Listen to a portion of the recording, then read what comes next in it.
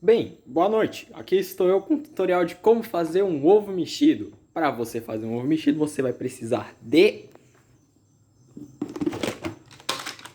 ovos, manteiga, uma frigideira, que eu já adiantei com a manteiga, um isqueiro para você acender o fogão e muita habilidade, porque você vai precisar quebrar ovos. E isso não é uma tarefa fácil, é uma tarefa bem difícil. E você também pode botar ketchup, mas é só opcional, é só para dar um gosto extra. E lá vamos nós. Vamos acender o fogão. Fogos de artifício. Aqui. Cuidado, você pode se machucar. Então você bota um pouquinho de manteiga aqui dentro. Bota mais um pouquinho. Vou fazer 2 ovos.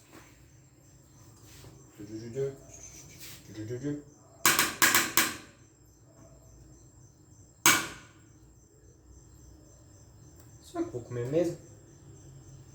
Aí você espera o fogo baixo, a manteiga derreter. Enquanto isso, vamos pegar um ovo. Lembrando, sempre tem um pano para caso você cague tudo, mele tudo e você precisa cobrir seus rafos. Quebramos na parte de baixo. Com muito cuidado, habilidade, mas olha, deu certinho, rapaz. Olha como eu sou um adolescente super crescido que consegue fazer a própria comida sem depender dos outros. Vamos colocar outro, porque a gente não vai morrer de fome.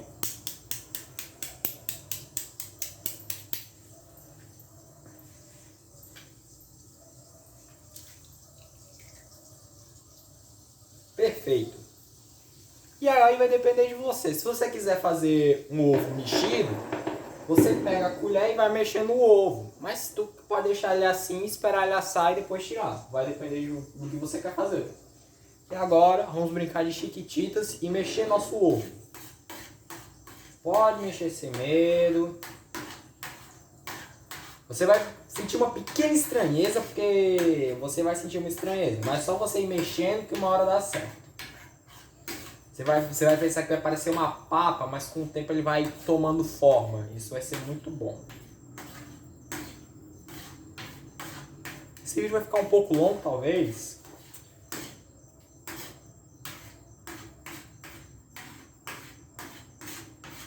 Vamos fazer um corte.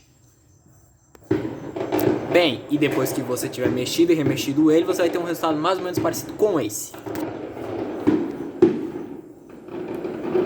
Ele realmente está muito apetitoso. Não se esqueça de botar o sal e se quiser você pode botar ketchup. Vai ficar um gosto melhor. Você pode comer ele com pão, cuscuz ou seja lá o que você tiver para comer. Era isso. Bom lanche. É isso. Fogo de artifício.